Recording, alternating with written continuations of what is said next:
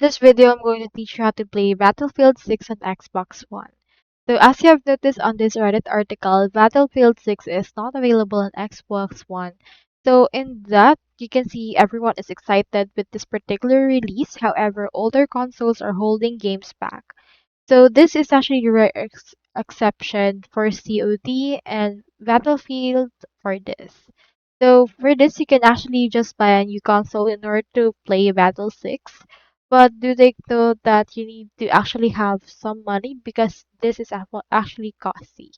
So with this, you can head over and then just buy a new console in order to play it, or just revert to other playing softwares like your PC in order to get over and then play Battlefield 6 and make it work from there as well.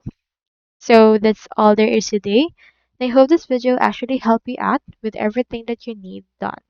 Thank you so much for watching.